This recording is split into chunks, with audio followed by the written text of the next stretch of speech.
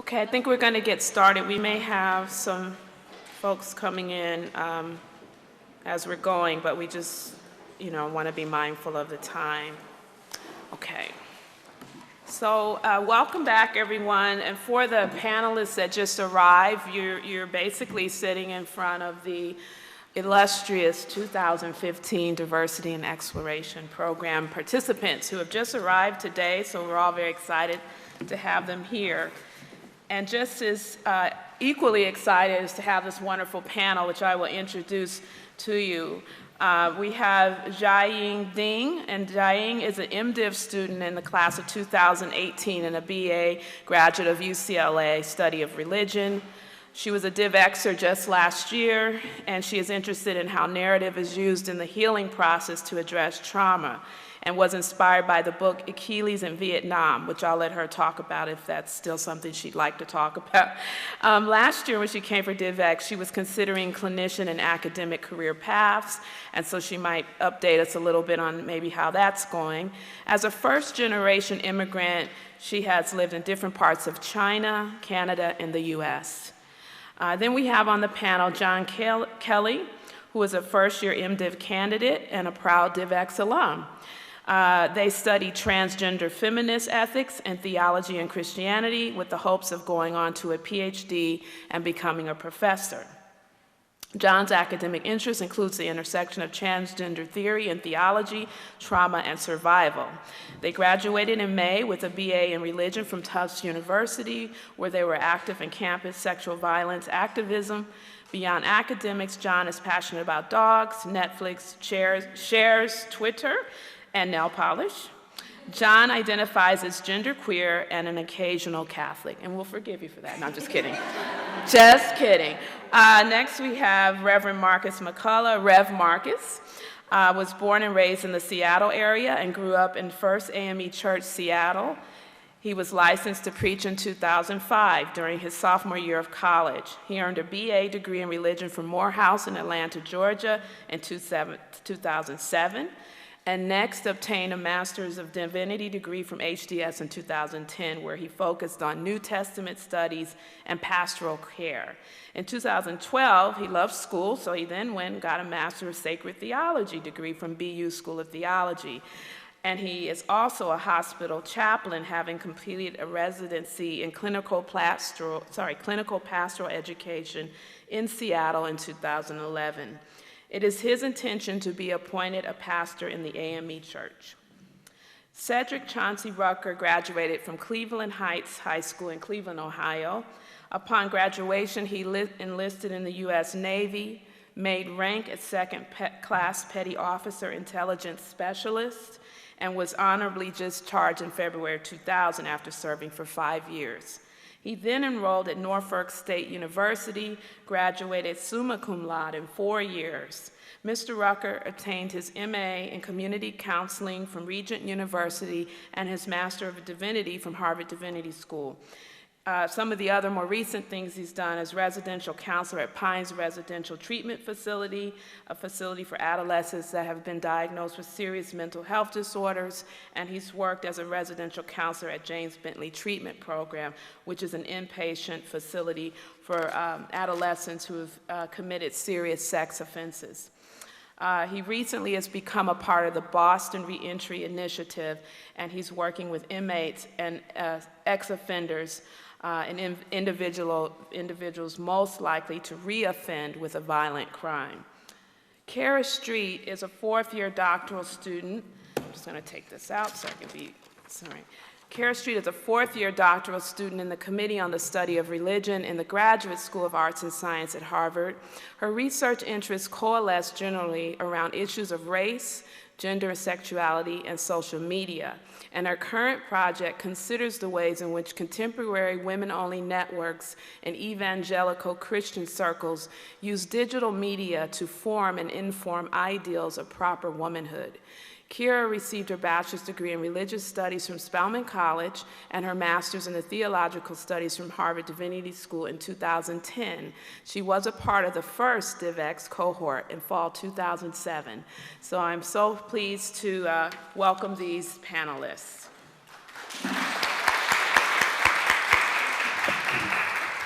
So they'll just each go down the row, and then we'll open it up for Q&A. So and if you all could speak in this mic, because it goes to the camera, if it's possible. Good afternoon, everybody. Once again, my name is Cedric Rooker, and it's funny because one of the things that I despised most when I was going to Harvard was actually speaking in front of people. And to go to figure, I'm back right here in front of everybody, speaking again. But I think the thing that I would say is that I didn't grow up thinking about going to Harvard. That wasn't something that was in my dreams. That was something that wasn't anything that I thought was not necessarily possible, but it was just nothing that I thought about. And I'm gonna try to make it quick, my whole story quick. But just to speak about myself, some of the things that it didn't say was that I repeated the 6th grade growing up. You know, I was not into school, wasn't into academics. And then when I repeated the 6th grade, something like a light bulb went off, and I understood that I needed to get serious. And so throughout my life, I went to the military, went to school at Norfolk State University. One thing that it didn't say is the reason that I came to Harvard, the Divinity School, is because I entered into the ministry in December of 1996, and I've been preaching since then, ever since then. And so what I knew is that I needed something. I've been in church all of my life, been to Sunday school, all of those, you know, learn the Bible, all of those things, being a PK kid, a preacher's kid. So I've been under like the whole religion thing, but I wanted to go somewhere that would challenge me, would challenge my faith, would challenge the things that I had learned, and Harvard was the thing, was that place. But what I really want to talk about Harvard is more than just the academics, but it's more of the emotional part of coming to Harvard. When I was at Harvard, I went to school with 2 of the panelists up here, Marcus McCullough and Kira Street. And we hung out pretty tight when we were here. I can remember when Obama was elected, we were actually at Kira's house when the election results came in. And 2 things that I wanted to share that I really learned about being here at Harvard. One was, I remember a class with Dr. Charles Adams when he was talking about the whole, if God is good and if God is loving, you know what I'm saying? You know that particular question. If he's all loving and if he's all wise, or if he's good, then how do bad things happen to good people? And one of the things that we talked about is that the power of presence. And that's what we really bring to Harvard Divinity School, is the power of presence. Because I can remember my final year here at Harvard Divinity School, my mother passed away. It was probably one of the most difficult times in my life. You know, mother passed away. I have to finish up my thesis statement, finish up my thesis. But this university, this community, you know, really gathered around me and showed me love that I thought that I would never receive. It was just great being here with so many people that showed that they really cared about you, the power of presence. But the other thing that I learned is hermeneutical humility, a Matthew Meyer Bolton phrase. And it's just, you know, we all come with our own presuppositions, and we come with our own experiences, whether it be about religion, philosophy, whatever it is. We all come with different ideas. However, what's great about Harvard is that you can have those kind of conversations, and you can be authentically and genuinely who you are, but at the same time have a conversation with somebody else and still understand where they're coming from and accept them for who they are. So those are the things that I really remember most about Harvard. It's a great place to go, and it shaped me even in the work that I do now at the Boston Reentry Initiative, where, I mean, there's guys that we work with that they don't have the same background that, you know, we come from, and maybe you do have that same background, but it's understanding that, you know, we're there, and if I can just understand a little bit about where they're coming from, I might be able to help them be everything that they were called to be.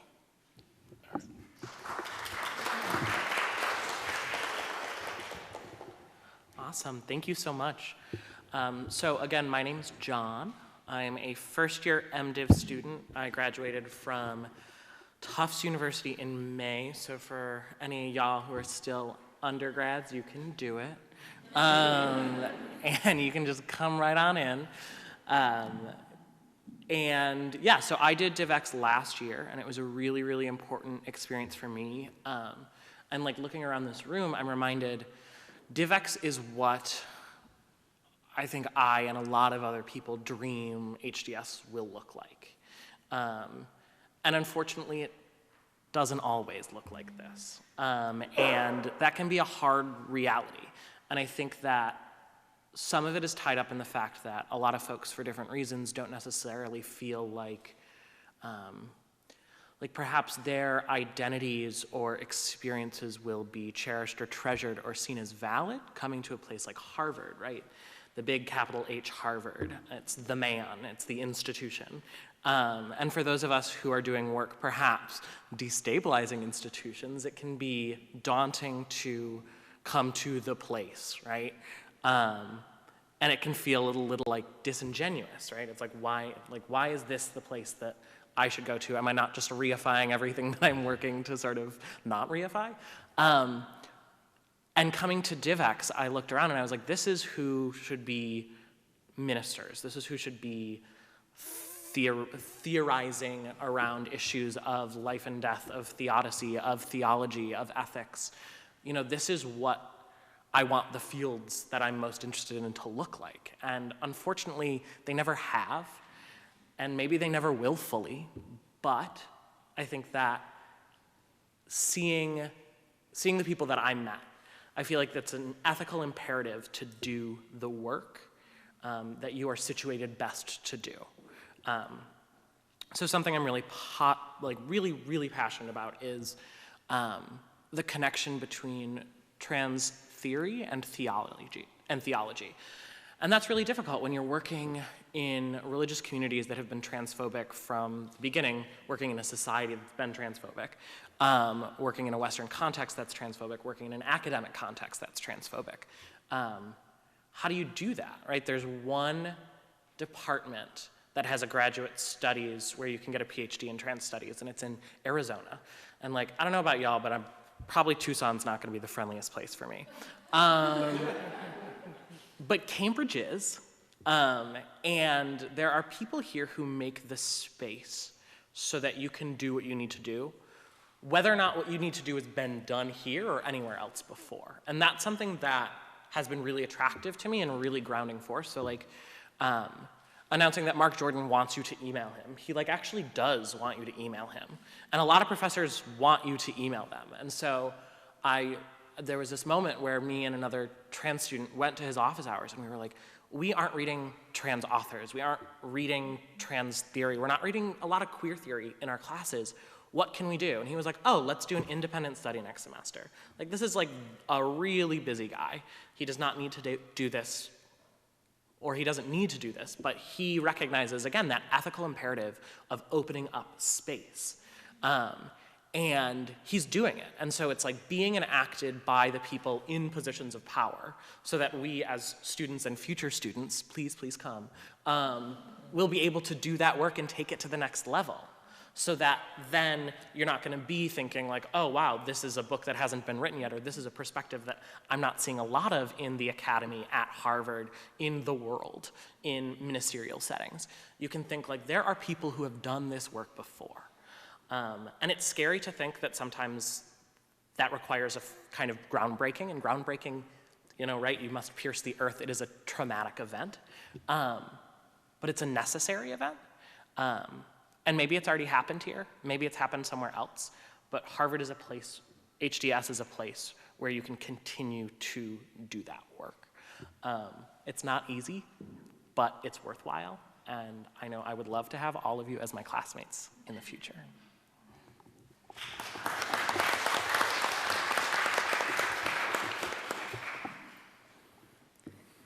Thanks, John. That was amazing. Yeah, I think one of the interesting things about speaking live is you don't really quite know what you're going to say until you're saying it. And I think both of these two talks kind of have influenced what I'm going to say right now. I didn't grow up religious. I didn't think about divinity school at all. I immigrated to the U.S. and my parents grew up during the Cultural Revolution in China. And in college, I took a class on early Christianity just because I really liked the professor. He encouraged me to ask a lot of questions and would go off on tangents and we just had that back and forth. And it was really empowering. And I learned how to write and I learned how to speak and to describe what I was feeling. And it was incredibly empowering. But it was also strange. For example, we were talking about the letter of Paul in 1 Corinthians. And we were talking about how Paul's saying the strong have to get out of the way in order for the weak to have a chance. And that really affected me because I felt like, like he had given me a chance by asking me these questions, going off on tangents, having that back and forth. And it really affected me. But then I also thought, how do I explain Paul to my parents? They're Chinese. They didn't grow up talking about Christianity. And I'm talking about this guy, Jesus fed fish to a crowd of people. It was just so far away from anything that smelled like my parents' home world. And so that, I didn't know what to do with religious studies or why. It was hard to explain or justify why I was interested in ancient stuff, in ancient text. And then the book that was mentioned before, Achilles in Vietnam, I was working on it as a disability case manager at a law firm, and I had some cases who were, some of my clients were veterans, and I was looking at their medical files, their mental and medical health records, and reading all these details. And it just so happened that there was an event that happened where someone from the American military shot up a village. And there was a huge media uproar, and one article I read about it really struck me, and the writer said, well, the important question isn't why did he do this, but why did his superior not notice before that happened, that there was a change in his behavior. And so I followed up and I read this book. The writer was a psychiatrist who works with Vietnam combat veterans on PTSD. And he explains PTSD using narrative, using Achilles in the Iliad. And it was the first example I'd seen of ancient text and this kind of academic scholarly work on the humanities being applied to a living population that I could see and care about, that I knew people. And it really impacted me, but I didn't know what to do with it. I was like, okay, well, that's nice that he did it, but how can I do? I didn't think I could do anything like that. I actually tried working not related to people. I worked at a software company for 2 years, and then I was just really bored. And then so I went to DivEx because someone recommended that I should go, and I started talking about these interests at DivEx. That was the first time I vocalized, I really, really like that book. Can there be something like that for my community?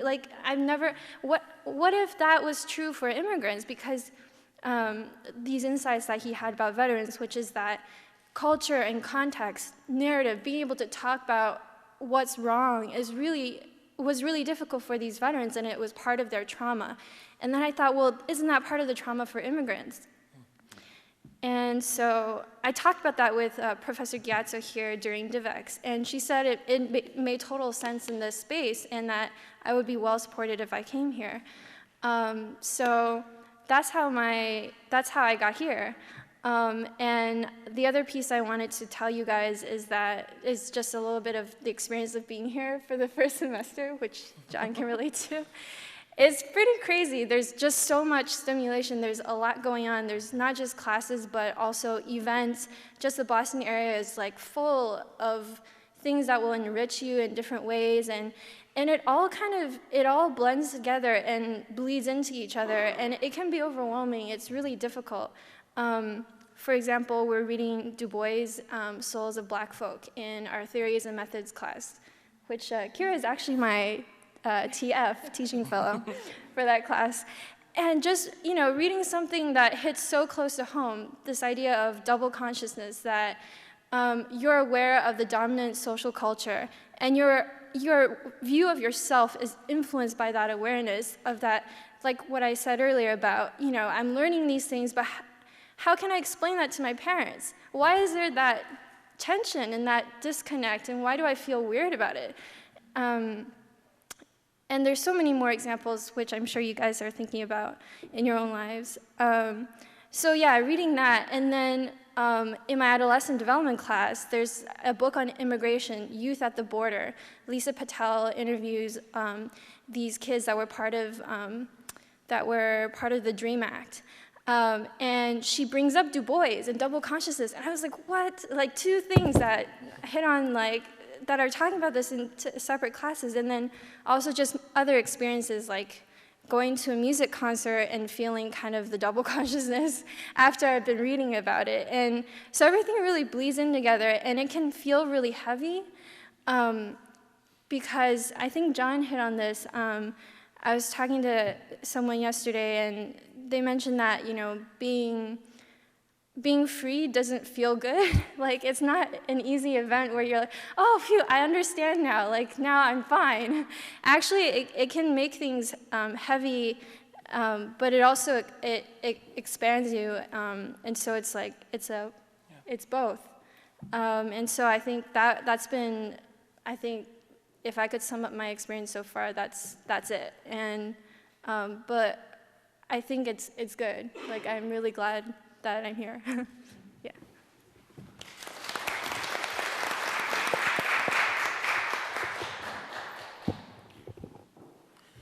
All right, good afternoon.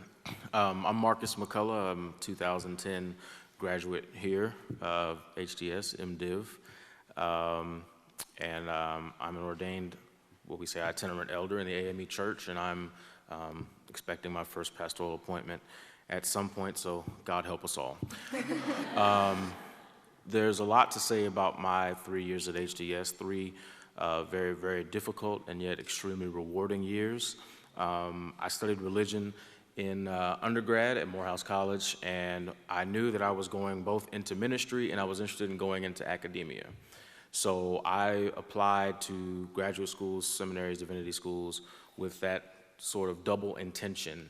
And I knew that I needed a place that was going to both affirm those intentions and prepare me very well for both of those. But I also, as a student of religion, I wanted somewhere that was not going to hold any punches. I wanted somewhere that was going to not try and protect my faith as I had always known it, but would give me the place to really, really wrestle with the difficult questions and the community to support me while I was doing that. I applied to 2 schools, the other one I will not name. But when I went to visit both of those schools and I came to HDS, I'm not a DivEx alum, but when I came to, I think it was open house or something like that, it was very clear that HDS was the place that I needed to be. This place, obviously, if you're interested in academia, is, you're not going to get much better than Harvard. It's just not going to happen. And then ministry, particularly when you have some questions and some issues about some of that traditional theology that you had, traditional understanding of the church, traditional understanding of the black church, in my instance, where are you going to go to sort of, take down the fence and really, really go in the backyard and do some rough wrestling with it. And this is a place where I did that. And I had the community to do that. I had the support to do that. As Brother Cedric mentioned, we were all here together with Kara, and that community is still thriving strong. I can still call my friends Chandra and Tim or Randy or whoever from back in the days at HDS Quadricus and talk sermons and talk theology and theory and whatever from miles and miles away. So those are relationships that I will always, always cherish. One of the things that also led me to HDS was I wanted the diversity of a student population. I, as I said, studied religion, and there was a day in college where I realized I didn't want to go to seminary where everybody was Christian. That personally was not what Marcus wanted. For a lot of people, that's what they wanted. That's not what Marcus wanted. So I said, all right, where can I go and study ministry and get a solid foundation in scripture and theology and things like that I would need for ministry in my tradition, while also having access to have conversations and relationships with people outside of my own faith practice. And again, HDS was just right on the money. And to this day, I've got friends who are probably will be lifelong friends that are not only Baptist and Episcopalian and Lutheran and Quaker, but also atheists and Buddhists and Muslim and humanist. And in my work as a hospital chaplain at the MGH, that's come in handy as well. Now, MGH is not necessarily as diverse a patient population as other hospitals, but I'm not scared to go and meet a patient with a different faith than mine, because I'm used to having those conversations. I know how to sit at the bedside, and it's not some big uncomfortable thing for me to say, all right, I don't know what that means for your faith context, so why don't you tell me? And I'm able to really, really dialogue. It doesn't feel unfamiliar. It does a little bit, but I'm comfortable because I was here having those conversations, sitting in the rock hours at a time, eating and talking with someone of a different faith or a different identification. And it's just so rich, such a rich experience. And the last thing I will say is that as I prepare to go into ministry in my particular context, which is rather scary, I do appreciate that some of the conversations that, again, in my context, the Black church is starting to have, or at least needs to have, I feel like I'm better able to have those conversations because I've been having them so long because they started here. Friends like Cedric and Kara and others, we were having these conversations, and we were able to have those conversations with other classmates. And so I'm not as intimidated by some of the questions that, as every religious community, we have to keep asking. We have to start asking and really dealing with. So I'm not intimidated by that. So it was a great experience. This is one of the richest community environments I've ever been in. And I would encourage each of you to talk to as many students as you can, not just professors, but talk to the students. Unless something has drastically changed, everyone should be pretty friendly, all right? And just take full advantage. And this is a great place, and hopefully you'll get the opportunity to be here. So thank you.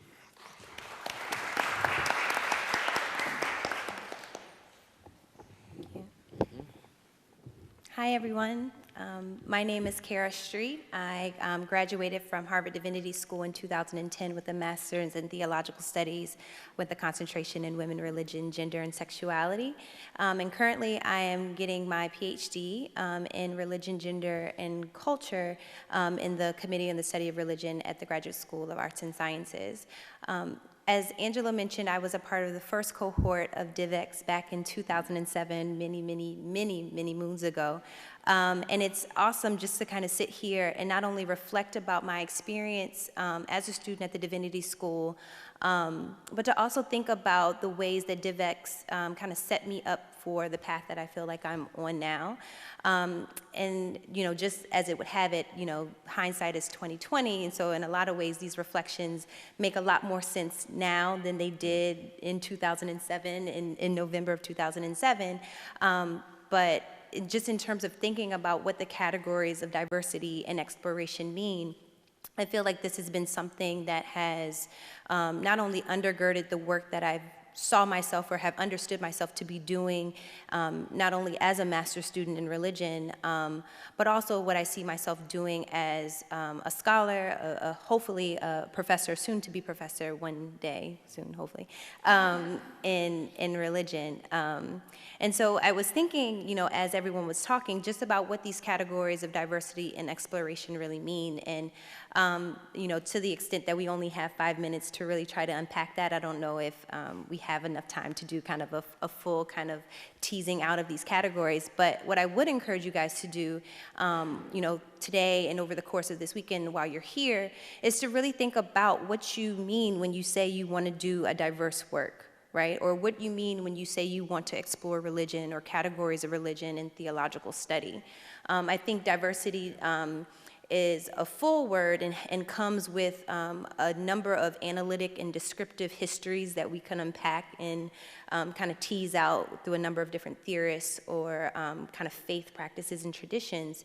But I think what kind of stands out to me is this understanding that diversity represents these kind of categories or markers of identity that we all bring to the table the webbed ways, the interlocking ways that we're always negotiating, moving through, understanding not only the world around us, but the categories that structure that world around us through those categories. And so I think it's really important as you're in this discernment process about the next steps, whether that's a master's in theological studies or divinity at HDS or another seminary or another divinity school.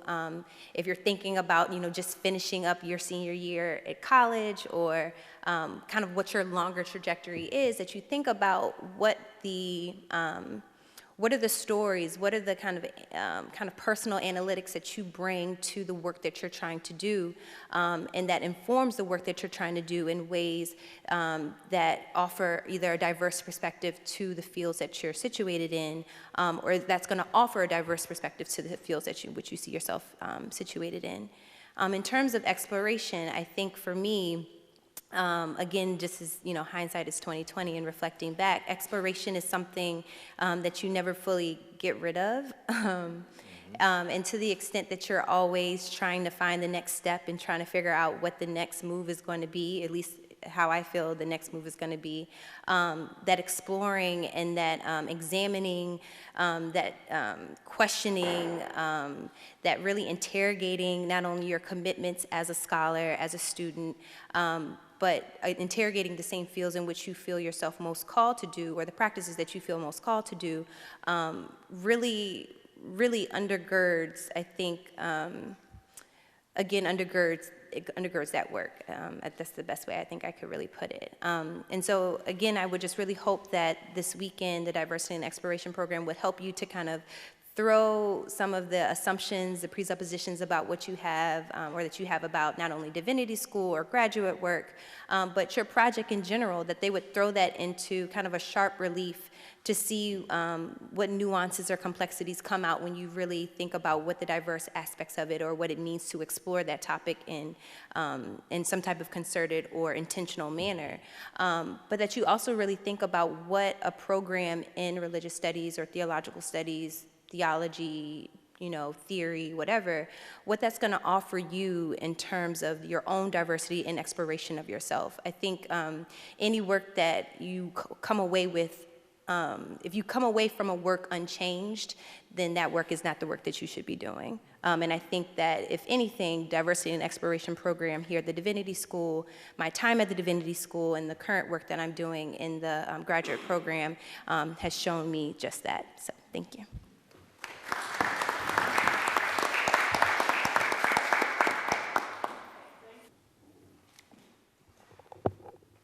Yeah, I can start. So I came to HDS as a trained rape crisis counselor who'd been doing survivor-based activism, both on sort of like a college campus level and then also on like a national governmental level. So I come to academics through the lens of activism, which has really informed my work. And I think that sometimes that work can really benefit from this like undergirding of theory that we're talking about here, that I think Kara did a really, really great job sort of elucidating to us. And so coming here, the reason why I'm in the MDiv program is because I want the ability to do field work, to do like concentrated, focused study in the classroom and in the field around issues of trauma, because I think that as much as a theoretical lens is really, really helpful, you also need sort of that experience. And so I think that that's the nice thing about HDS is like the experiential learning is weighted as heavily as theoretical learning, but I also don't think you can have one without the other.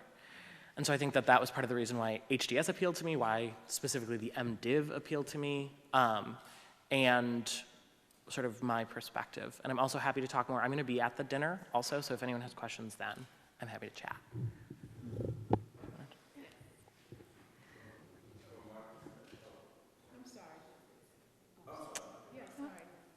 Yeah, sure. Yeah, that's a great question. I feel like I'm just getting started. I think one example I can pull out is in that book by Lisa Patel on youth at the border. She talks about one kid, and by all external signs, he's doing great. He got accepted to a college, he got a scholarship, he's doing a bunch of activities, and it seems like he's like a rising star. But what most people don't see is that at home, his father's and his relation is not good. Like his father's kind of says just statements like, you're worthless, or you don't appreciate all these things that I do for you. You don't treat me with respect, X, Y, Z. And there's a history to that. There's a history of migration that his father came first, divorced his mother when he was born from his home, and came to the U.S. by himself. And then the boy came later when he was 17 to live in his father's house in the U.S. and to complete his education and to have a chance to go to college. And Patel's commentary is that adolescent development, typically when you assess a person, you just look at, typically an adolescent is supposed to be exploring their identity, preoccupied with sexuality, exploring that and doing all these other things. And this kid wasn't, and so she says by the typical lens of, development, he's the one that needs to be adjusted. He's maladjusted, right? But she says that this lens, the single story, what it does is that it cuts off questions about context, that it puts the focus of intervention attention on the boy rather than maybe on his father, or on taking a look at how migration influenced all this to be, that he isn't, doing things that typical adolescents should be doing. And so I think this is a really powerful example of where I'm at with thinking about trauma, is that typically I've always thought about trauma about that person. What is it about them? Let's make, how do we adjust their emotions? How do they overcome this? Are they strong? Are they weak? And I'm starting to shift my attention towards other factors that impact that person, that it's not just about that one person. You guys know this, context is so important, but it's crazy how classes here have made me think about context a lot, with double consciousness, that you're not, when you look at someone, you can't assume that they're standing on the same ground you are. There's a lot that went into where they're at, and until you know that, you can't just diagnose them. And so that's something about trauma that I learned. Yeah.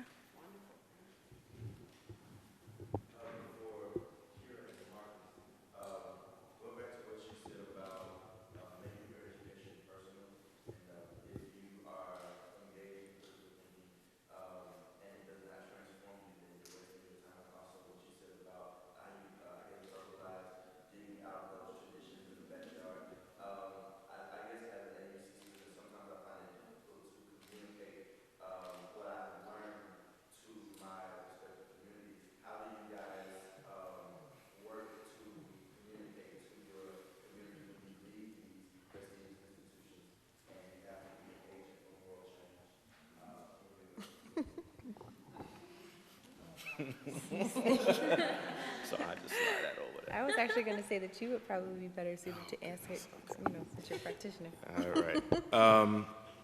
That's a good question. It's definitely been a struggle, and I think any of us up here can relate to the difficulty of trying to explain to friends and peers and family, even, or home pastors, or as I had an issue, my home Sunday school superintendent, this change and what I'm going through intellectually and spiritually, it is incredibly difficult. And I think the best way that I've found, I'll speak personally. For me, one of the things that was very important to me was really digging into Scripture, which for me is the Holy Bible, the Old Testament or First Testament, and the New Testament or Christian Testament, and really being able to see those examples of people who went through changes, and how they had to go through those changes in order for God to use them the way that God wanted to use them. And so for me, that really was planted in my heart, and I've sort of always held on to that. It was rough. I'm not even gonna lie to you. It was rough while I was here in Divinity School, and again, I'm sure certainly Kara and Cedric can attest. You know, there were times where I was basically like condemned to hell for my evolving theology on a lot of different things. But thank God for HDS, where I had good people like this who would say, you know, well, if you're going to hell, we'll just go together. And you know what I mean? You know, people that provided that community to really say, hey, we're all changing. We're all studying here. We're all growing. And we had some friends who were able to say, hey, this is actually, in the end, going to make us more effective for ministry and for academia. So it's tough, but I think that's where community plays a big part, and even the academics can play a part in that as well, would be mine. So. Great question. I think we're going to do 2 more questions, and then keep in mind that you should definitely stay in touch with these folks and continue the conversation. Yes. Yes, absolutely. Thank you. My question is directed to Ms. Kira Street. I wanted to know if you knew coming into the Divinity School if you wanted to become there or theology. And I also want to know if your big society, you know, to go for a PhD was prior to, or if you kind of felt really supported and encouraged to continue from attending, and if you felt that one or the other better prepared you for the PhD. Sure. So at Spelman, I was a religious studies major with a sociology minor, and my senior year, the actual reason why I stumbled upon DivEx is because I went through this kind of moment, this freak out moment where I was just like, oh crap, what do you do with the religious studies degree? Yes.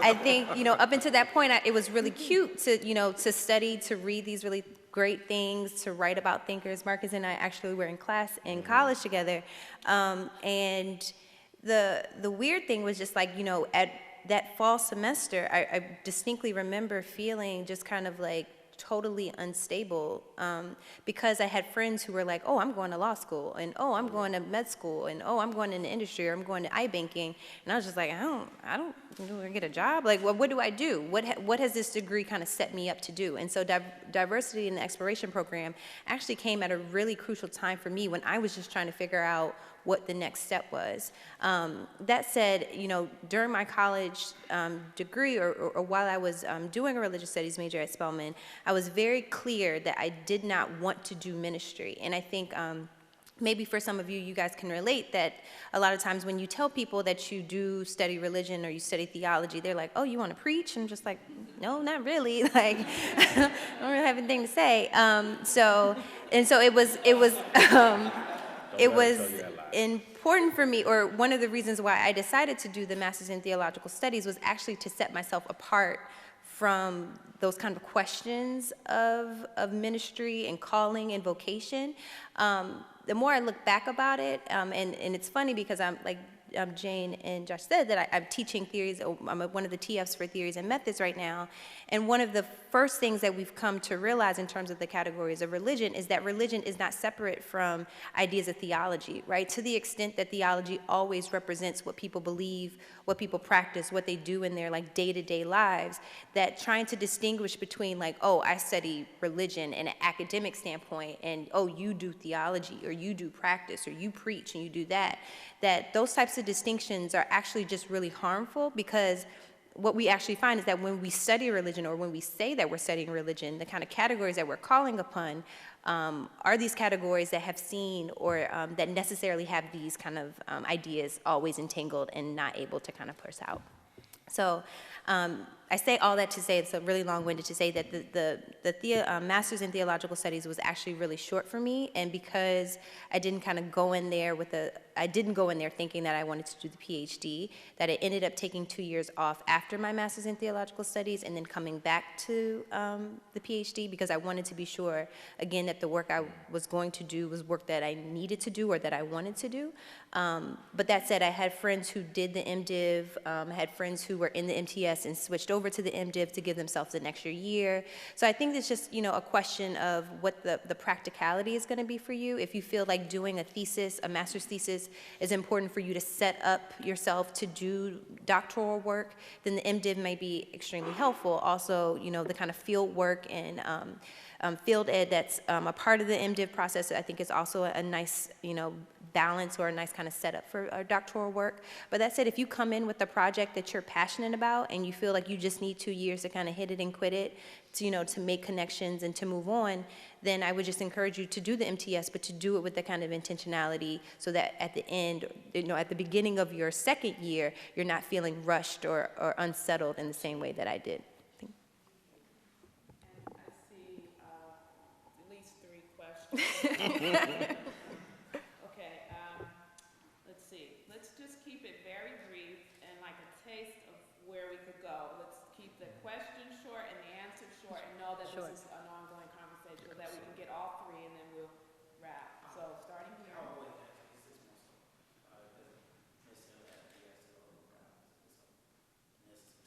Okay. Number 2, who had another? Yeah, I know it's 3. Yes. So it's clear that HDS provides an intersection of social justice and theology. But what are some experiences that you all have had at HDS where there's action to that social justice and theology combination? Like what is? Yes. Anybody want to? Yeah, so I think one of the dangers of coming to a school like Harvard is that it breeds complacency when you get the big name.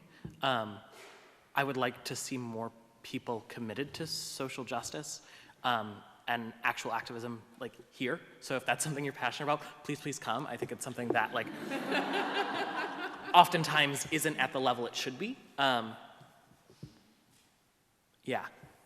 Okay, that's perfect answer. Anybody that was involved in any activism while you were here, or what you would term activism? Yes. Well, okay, so we've only been here 1 semester, just keep that in mind. In my adolescent development class, I love my classes. Anyway, there's a 3rd-year MDiv student, his name's Nestor, and he's working on a project that he's also, I think, involved with Harvard Business School on it, where he provides a tutoring program for that links students here with staff at Harvard that provide support services, like who work at Rock Cafe or who are janitors, or so that's like one example. And that the action that you do, it doesn't have, it's in the program. Like that's his senior thesis, like, and it's a project, and he's going to write about it. So yeah, and I'll be involved in that next year. Okay, thank you. And we have time for one more quick question and a quick answer. Yes. Reverend Marcus, I've discovered in ministry that the older you get, sometimes it's harder to change their minds. And with what you have been exposed to here at this HBS, do you foresee yourself staying within the confines of the AME Church, or do you see yourself working in a multicultural? That's a great question. I go back and forth. There was a period of time while I was here at HDS, and let me back up. Being AME sometimes presents its own challenges. We're a Methodist denomination, so the way our polity is set up, our bishops pick us up and move us. So there's this extra dynamic that my brother said doesn't necessarily have to deal with, although Baptists have their own challenges as well. So for me, I had that extra dynamic. So for me, the struggle really was not only where am I theologically, ethically with this system, but just the polity. What in the world am I going to do with myself? So I definitely had a moment where I don't know if it was a hierophany or revelation of God or whatever, but I had a moment where I said, this is the church I know and love, and I'm going to stick it out while giving myself permission to walk away at some point. And that was a huge moment for me. There was a long period of time where I wasn't giving myself that kind of freedom. So the quick answer would be yes, I plan to stick with it, but I do have an exit strategy should it be necessary. And everybody needs an exit strategy. So, Said, yeah. okay, so that's a great note to pause. I want to panelists.